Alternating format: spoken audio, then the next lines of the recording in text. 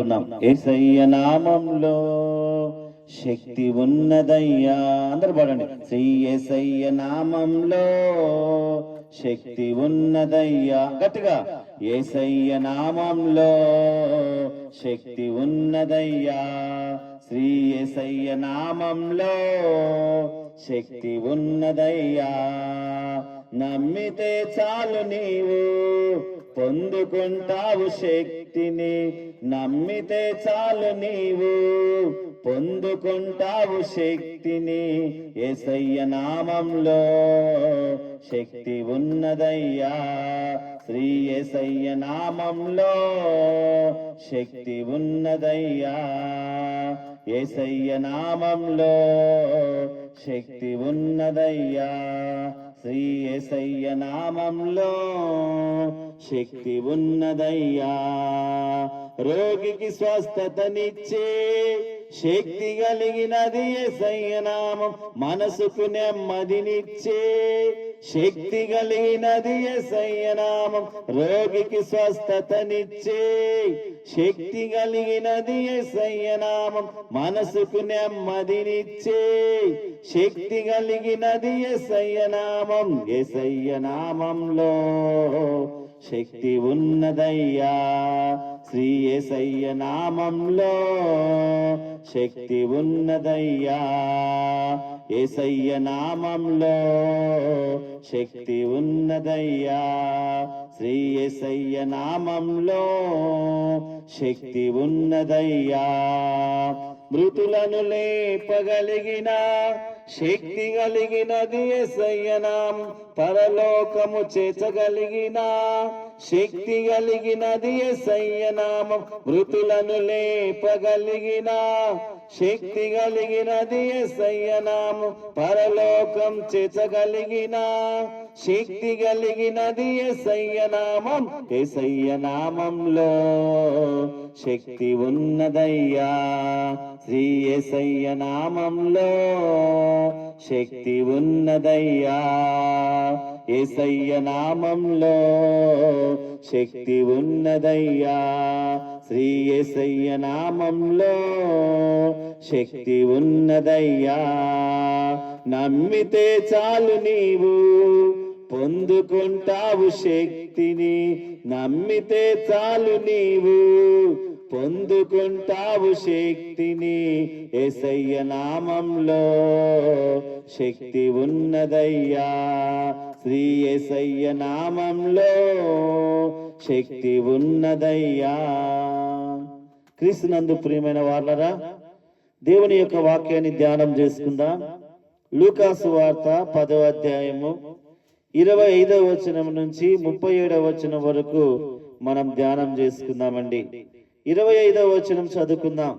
ఇదిగో ఒకప్పుడు ధర్మశాస్త్రోపదేశకుడు లేచి, బోధకుడా, నిత్య జీవమునకు వారసునగుటకు నేనేమి చేయవలని ఆయన శోధించుచు అడిగాను.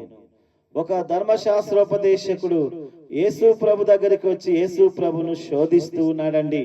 ఏమని శోధిస్తున్నాడు చూడండి. 26వ వచనం. అందుకైన ధర్మశాస్త్రం అందేమి రాయబడి ఉన్నది, నీవేమి చదువుచున్నావని అతన్ని అడగా, అతడు, నీ దేవుడైన ప్రభువును నీ పూర్ణ హృదయముతోను, నీ పూర్ణ మనసుతోను, నీ పూర్ణ శక్తితోను, నీ పూర్ణ వివేకముతోను ప్రేమింపవలనని, నిన్ను వలె నీ పొరుగువాని ప్రేమింపవలని రాయబడి ఉన్నదని చెప్పెను. ప్రియమైన దేవుని బిడ్డలారా, ఈ ధర్మశాస్త్రోపదేశకుని యేసు ప్రభు అడుగుతున్నాడు. ఏమంటున్నాడంటే, ధర్మశాస్త్రమందు ఏమి రాయబడి ఉన్నది, నీవేమి చదువుతున్నావయ్యా అన్నప్పుడు అతడు 2 ఆజ్ఞలు చెప్తున్నాడండి. ఏంటి ఆ 2 ఆజ్ఞలు అంటే, నీ దేవుడైన ప్రభువును నీ పూర్ణ హృదయముతో, నీ పూర్ణ మనసుతో, నీ పూర్ణ వివేకంతో, నీ పూర్ణ శక్తితో ప్రేమించాలి. రెండవదిగా, నిన్ను వలె నీ పొరుగు వారిని ప్రేమించాలి. ఈ 2 ఆజ్ఞలు ఎవరు చెప్పారంటే యేసుక్రీస్తు ప్రభువారు మరి చెప్పినట్లుగా మనం చూస్తున్నాం. ఎవరికి అని అంటే, ఈరోజు నాకు, నీకు, మనందరికీ తెలియజేస్తున్నాడు. ఈ 2 ఆజ్ఞల్లో ఏముంది? ప్రేమ ఉందండి. 2 ఆజ్ఞలు ఏముంది? ప్రేమ. ప్రియ దేవుని బిడ్డలారా, యేసుక్రీస్తు is equal Prema, Prema is equal యేసుక్రీస్తు. మరి యేసుక్రీస్తు నమ్ముకున్నాము అంటే మనం ఏం కలిగి ఉండాలి? ప్రేమను కలిగి ఉండాలి. నిన్ను వలె నీ పొరుగు వారిని ప్రేమించాలి, నీ శత్రువులను కూడా ప్రేమించాలి. ప్రియ దేవుని బిడ్డలారా, ఈ లోకంలో కొన్ని రకాలైన ప్రేమలు ఉన్నాయి. ఏంటి ఆ ప్రేమలంటే, మొట్టమొదటిగా గమనించినట్లయితే స్నేహితుల ప్రేమ. స్నేహితుల ప్రేమ, ఈ స్నేహితుల ప్రేమ శాశ్వతమైనది కాదు. ఎందుకంటే కొన్ని సంవత్సరాలు, కొన్ని రోజులు మాత్రమే ఆ ప్రేమ ఉంటుంది. స్నేహితుల ప్రేమ శాశ్వతమైనది కాదు దేవుని బిడ్డలారా. రెండవ ప్రేమ ఏమనగా బంధువుల ప్రేమ. ఈ బంధువుల ప్రేమ కూడా కొన్ని సంవత్సరాలు, కొన్ని దినాలకు మాత్రమే పరిమితమై ఉంటుంది. బంధువుల ప్రేమ కూడా శాశ్వతమైనది కాదు దేవుని బిడ్డలారా. గమనించినట్లయితే స్నేహితుల ప్రేమ శాశ్వతమైనది కాదు, బంధువుల ప్రేమ శాశ్వతమైనది కాదండి. ఇక మూడవ ప్రేమ మనం గమనించినట్లయితే తల్లిదండ్రుల ప్రేమ. తల్లిదండ్రుల ప్రేమ మరి నిజంగా పిల్లల మీద ఎంతో ప్రేమ, ఆప్యాయత చూపించేవారిగా ఉంటారు. అయితే ఆ తల్లిదండ్రులు వారి కుమారులను, కుమార్తెలకు జన్మనిచ్చిన తర్వాత వారు చూపించే ప్రేమ చాలా గొప్పది. అయితే వారు చనిపోయేంత వరకే ఆ ప్రేమ ఉంటుంది. అంటే తల్లిదండ్రుల ప్రేమ కూడా శాశ్వతమైనది కాదు.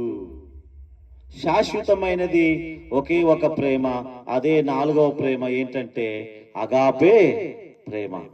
అగాపే ప్రేమ అనగా కల్వరి ప్రేమ. అదే యేసుక్రీస్తు ప్రభువారు చూపిన ప్రేమ.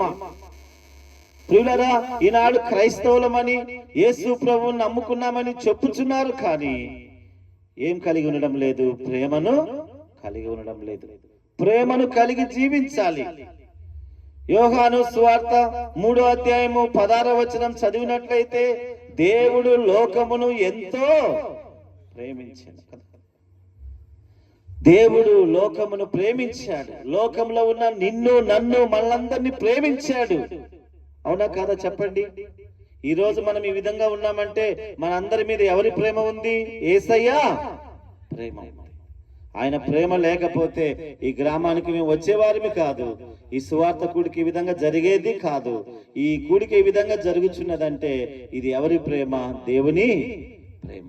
ఈ ఏరుకొల్లు గ్రామంలో దేవుని ప్రేమ సువార్తను ప్రకటించడానికి వచ్చాం.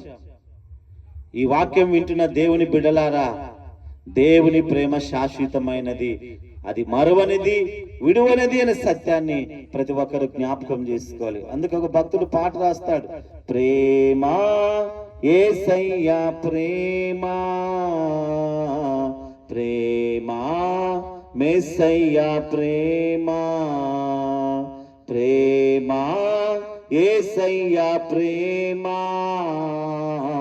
ప్రేమ మెస్సయ్య ప్రేమ, మారనిది, మరువనిది, విడువనిది, ఎడబాయనిది, మారనిది, మరువనిది, విడువనిది, ఎడబాయనిది, ప్రేమ యేసయ్య ప్రేమ, ప్రేమ మెస్సయ్య ప్రేమ. ప్రేమైన దేవుని బిడ్డలారా, యేసయ్య ప్రేమ శాశ్వతమైనది. యేసయ్య ప్రేమను మనం కలిగి జీవించాలి. గమనించినట్లయితే ఈ ధర్మశాస్త్రోపదేశకుడు వచ్చి యేసు ప్రభును శోధించాడు. యేసు ప్రభు అంటున్నాడు, ధర్మశాస్త్రమందు ఏమి రాయబడి ఉన్నది అన్నప్పుడు ఈ 2 ఆజ్ఞలు అతడు తెలియజేసినట్లుగా మనం చూస్తున్నాం. చూడండి 28వ వచనం, అందుకు ఆయన, నీవు సరిగా ఉత్తరమిచ్చితివి, అలాగు చేయుము, అప్పుడు జీవించెదవని అతనితో చెప్పెను. యేసు ప్రభుతో అంటున్నాడు, అయ్యా చక్కగా చెప్పావు 2 ఆజ్ఞలు, ఈ 2 ఆజ్ఞలు నువ్వు పాటించు, నువ్వు జీవిస్తావని యేసుక్రీస్తు ప్రభువారు ఆ వ్యక్తితో చెప్పినట్లుగా మనం చూస్తూ ఉన్నాం. అయితే 29వ వచనంలో చూడండి, అయితే తాను నీతిమంతుడైనట్టు కనపరుచుకొనగోరి అతడు అవును గాని నా పొరుగువాడెవడని యేసును అడిగాను. యేసును అడుగుతున్నాడు, అయ్యా నా పొరుగువాడెవరు? దేవుని బిడ్డలారా, శోధిస్తూ ఉన్నాడండి. ఈరోజు దేవుని బిడ్డలమైనటువంటి మనందరికి కూడా ఏమొస్తాయి? శోధనలు వస్తాయి. దేవుని బిడ్డలారా, అయితే ఆ శోధనలు వచ్చినప్పుడే మనం ఎలా ఉండాలి? దేవునిలో ధైర్యంగా ఉండాలి. యేసు ప్రభును శోధిస్తూ ఉన్నాడు. ఇంకా ఏం చేస్తున్నాడు? మరి తానే నీతిమంతుడని అనుకుంటూ ఉన్నాడు. ప్రియులారా, గమనించండి, నీతిమంతుడు ఒకరే, ఆయన యేసుక్రీస్తు ప్రభువారు. ఆయన రక్తములో కడగబడినటువంటి ప్రతి ఒక్కరు ఆయన ఆజ్ఞలకు లోబడి ఆయన మాదిరి జీవితము కలిగి ఎవరైతే జీవిస్తారో వారే నీతిమంతులుగా దేవుడు తీర్చేవాడిగా ఉన్నాడు. గమనించినట్లయితే అతడు నీతిమంతుడిగా కనపరుచుకుంటున్నాడు. ప్రియమైన దేవుని బిడ్డలారా, అయితే మరలా యేసు ప్రభుని శోధిస్తున్నాడు, నా పొరుగువాడు ఎవడు?